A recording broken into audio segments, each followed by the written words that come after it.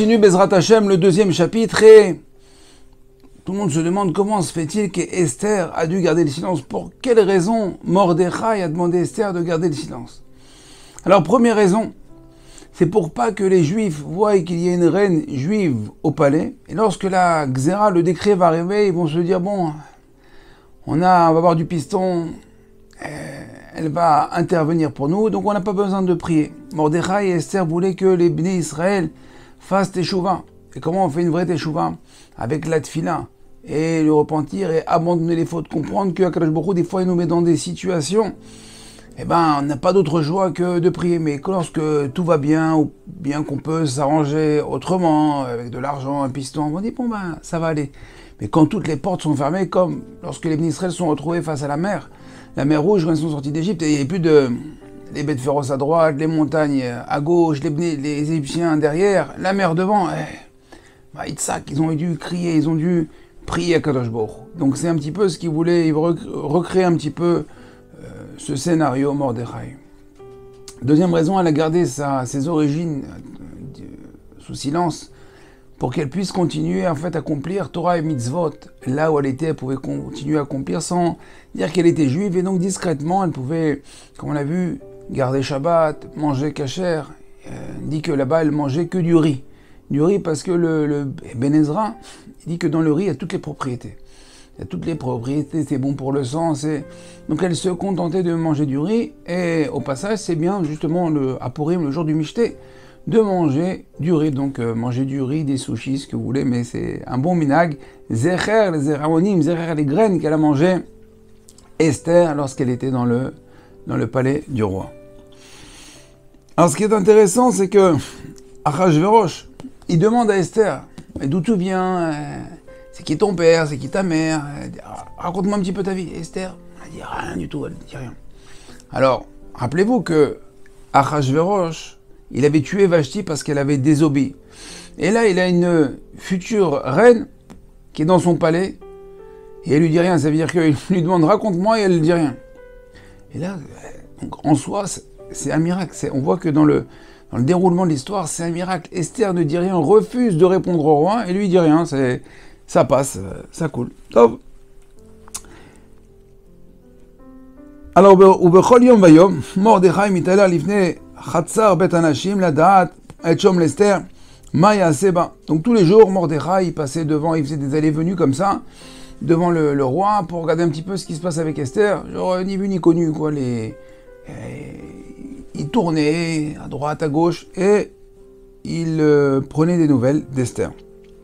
Esther, je vous rappelle que Esther, c'était sa femme, donc il a quand même sacrifié sa femme pour Am Israël, pour sauver Am Israël. Alors que à cette époque-là, Aman n'est pas encore monté, on n'est que, rappelez-vous, Kadosh Baruch Hu pose les pions. Mais Mordechai, il a déjà très bien compris ce qui se passe.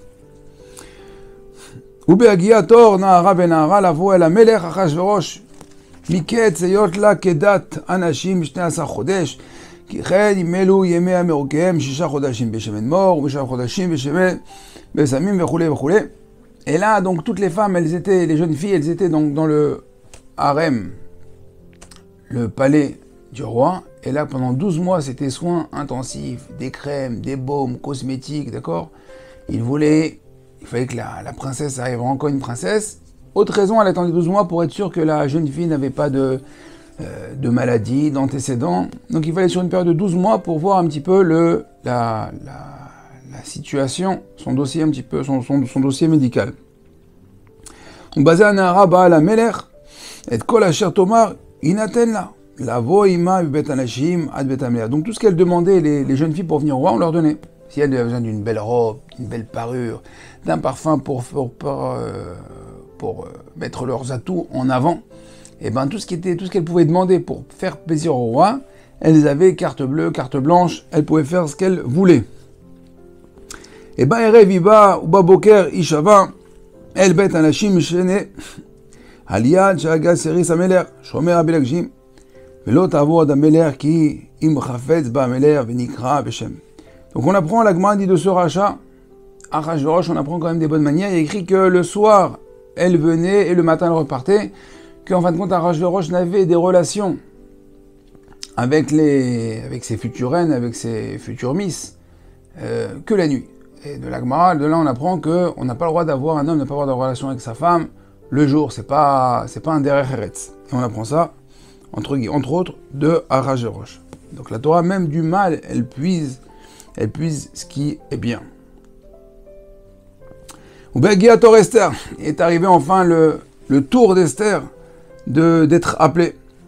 Tor Esther bat Avichai, Dod Mordechai, Asher Lakach lo lebat, la voix à la Meler, et lo biksha dava. Et là, la Megillah, elle souligne, Esther bat Avichai, dit Esther, la fille de Avichai, la cousine de Mordechai, sa femme, et tout son curriculum, tout son CV, alors qu'avant, on ne l'avait pas précisé, pour dire que Esther, elle n'avait pas oublié d'où elle venait. C'est vrai qu'elle allait être avec le roi, mais elle allait vraiment de son plein gré, elle a été vraiment forcée. Et on voit dans le passage qu'il y a écrit que l'obiksha davar, elle n'a rien demandé.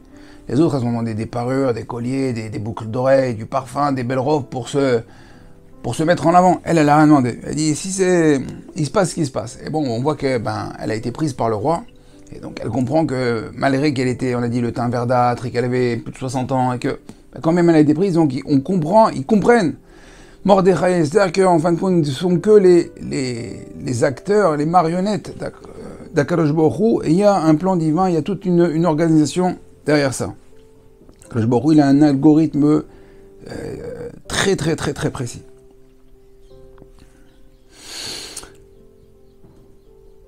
Velakach Esther el Ameler Achashverosh el Bet Malchut b'chodesh Asiri ou chodesh Tevet Mishnat Sheva le Malchuto. Et donc là, Esther va faire son entrée chez le roi Achashverosh. La Megillah dit le mois de Tevet. Et la Gemara dit pourquoi le mois de Tevet? Même là, on voit que le mois n'a pas été choisi au hasard, le mois où il est venu, parce que le mois de Tevet, c'est ni l'hiver, c'est ni l'été, c'est un temps comme ça agréable. Et la Gemara explique que, parce que justement quand il fait trop chaud, alors au niveau du couple, à l'époque il n'y avait pas le masgan, il n'y avait pas tous les ventilateurs, donc c'est un moment où le corps à corps, on va dire, est agréable, c'est ce qu'elle me dit la Gemara. C'est pour ça que le Chodesh Tevet, c'est pour mettre encore plus tous les atouts d'Esther à son avantage avec le roi pour qu'il soit choisi. Et la preuve, le passage d'après, Vayahav Amelech et Esther, et le roi, il a aimé Esther, Mikol Anashim, Batisachen Vachesed, Lefana Mikol Abetulot Vayaes Keter Malchuto Berosha, Vemachea Tachat Vashti. Et donc là, Esther est enfin choisie pour reine à la place de Vashti. Elle a été la préférée, la plus appréciée parmi toutes les jeunes filles du royaume. Donc c'est inconcevable. C'est toujours selon les lois naturelles, pas possible. Pas possible. Et donc Esther, elle voit qu'elle a été choisie, donc elle comprend qu'il se passe vraiment, vraiment quelque chose. Et le roi Vayas Amelech Mishte Gadol Lechol Sara Bavadav et Mishte Esther Ve'anacha la Medinot Asa Baiten Masek Yad Amelech. Il a fait un michté en l'honneur d'Esther. Il a fait une baisse d'impôt en l'honneur d'Esther parce qu'il voulait absolument savoir d'où elle venait. Et Esther n'a toujours rien dit. Elle ne veut pas dévoiler d'où elle vient. Donc regardez, elle est passée reine, elle est restée sur sa position. De là, on apprend que des fois, il ne faut pas se laisser influencer par des pressions sociales, politiques, l'environnement, la pression sociale. Vas-y, fais ça, tu es obligé de faire ça, tu es obligé d'acheter ça, tu es obligé de t'habiller comme ça. Ah, calme-toi. Kol mina shamaim, Akadosh Baruch Hu qui gère. Fais la volonté d'Akadosh Baruch Hu, et Akadosh Baruch Hu, c'est lui qui va te mener à bien. Donc Esther, elle a bien compris, elle dit rien, et l'autre, il fait des michetés, des festins, il enlève les impôts. Et plus que ça, après, Wikabetz Betulot Shenit. Il refait une deuxième élection de Miss, il lui dit bon, écoute-moi bien, si tu veux rien dire, moi on va faire un deuxième casting. Et la Gemara dit que c'est Mordechai qui a proposé ça à Achashverosh. Il dit, tu sais, une femme, si tu veux qu'elle parle, tu la mets dans ta poche, il faut la rendre jalouse. Donc organise un deuxième casting, peut-être tu vas éveiller sa jalousie, peut-être qu'elle va lâcher un morceau. Donc on voit que Mordechai, il joue le jeu pour entretenir le silence d'Esther. Et Esther, Ve'en Esther Magedet Moladata Vet Ama Kasher Tziva Alea Mordechai. Esther, toujours pareil, le pasouk revient et répète. Et Esther ne dit rien, ni l'endroit d'où elle est née, d'où elle vient, comme quoi, comme Mordechai lui a dit. Donc une femme bien éduquée, une femme qui écoute son mari, Baruch Hashem, Esther. Aïe aïe aïe, Vet Mamar Mordechai Esther Osa Kasher Aïta. Donc Esther, non seulement elle écoute et elle fait ce que Mordechai lui a dit. Donc vraiment le pasouk insiste. Et à la fin du deuxième pérec, Bayamim Haem, et ces jours-là, où Mordechai Yoshev Beshahar Ameler. Mordechai, il est assis à la porte du roi. On avait dit qu'il était autour pour savoir un petit peu ce qui se passe. Beshahar Ameler avec Katsav Biktan Bateresh, Shne Sarisse Ameler, Mishomre Asaf. Et là, il est assis, il voit que deux gardes sont en train de comploter contre Achashverosh. En effet, ces deux-là, on en avait marre. Il dit depuis que Achashverosh, il est avec cette nouvelle reine, on a plus de jours, plus de nuits. Il faut garder et le jour et la nuit. Il y a beaucoup d'activités, il se passe beaucoup de choses très mouvementées au palais. Il y en a marre. Alors, tu sais ce qu'on va faire, on va l'empoisonner. Maintenant, ces deux gardes qui s'appellent Bigtan Vateresh, ils parlaient le Tarse. Le Tarse, c'est une langue qui n'existe plus, c'est une contrée qui n'existe plus, une langue morte. Et puis ils se sont dit, bon, de toute façon, le Tarse, qui c'est qui parle le Tarse? Imaginez, il y a deux bodyguards comme ça qui parlent le croate ou le serbe. Qui est-ce qui va les comprendre? Et bien en tout cas, Mordechai, comme il était au Sanhedrin, donc il comprenait 70 langues, mais eux, ils ne savaient pas. Et donc Mordechai, il entend le complot. Ils disent, voilà, eux, ils vont comploter contre le roi, on va le tuer. Qu'est-ce qu'il fait Mordechai? Va Ivada d'avoir les Mordechai, va Egel l'Esther Amalka. Va Tomer Esther, la Meler Beshem Mordechai. Et Esther, donc Mordechai, il le dit à Esther, il fait passer le message, il dit voilà, un tel, ils ont décidé d'empoisonner le roi, voilà leur plan, voilà ce qu'ils vont faire.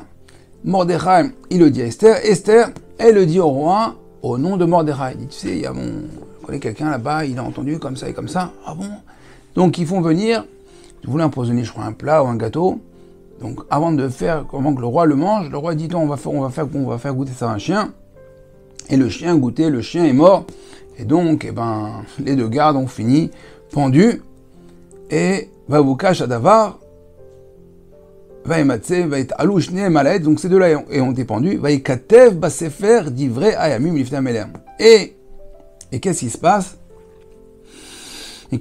Les choses ont été écrites dans les chroniques, dans le livre de souvenirs du roi Achashverosh. Et voilà. Et ce qui est intéressant de voir, à Bretagne, c'est que Mordechai, on verra plus tard, mais déjà de faire attention ici, que Mordechai n'a pas été récompensé sur le moment, pas été récompensé sur le coup. Attendez, il y a quelqu'un qui vient de te sauver la vie. Tu lui dis merci, tu l'invites au resto, tu lui offres un cadeau. Sur le moment, tu ne vas pas attendre rien n'a été fait. Elle a été fait, pourquoi? Parce que la récompense, elle va devoir venir en temps et en heure. On verra dans le chapitre 6 ou 7 pourquoi il fallait attendre. Et en fait, c'est nous aussi des fois. Avec Akadosh Baruch Hu se comporte, là on parle du Meler. Toujours il faut voir quand c'est écrit Ameler Achashverosh. Parfois on fait des bonnes choses et on ne comprend pas pourquoi Akadosh Baruch Hu ne nous récompense pas sur place. Il va dire Hachem, regarde, maintenant je fais ça, j'ai pris ça sur moi, j'étudie plus, je fais plus Shabbat, ma femme elle se couvre la tête, j'ai fait la barbe de mon fils, on a fait séparer, on fait des efforts, et puis de toute façon depuis que je fais tes choix, il m'arrive que des galères. Regarde, tu vois, de Mordechai, qu'il n'a pas reçu sa récompense tout de suite, parce que s'il avait reçu la récompense tout de suite, elle serait passée inaperçue, elle n'aurait presque servi à rien. Il y a quand même beaucoup qui dit, attends, cette carte-là, t'as une bonne carte, ok, on va la sortir à la fin du jeu. Alors, Bezrat Hashem, on a fini le deuxième Pérec, et on se retrouvera Bezrat Hashem pour le troisième. Je vous dis à très bientôt, et Kol Touv.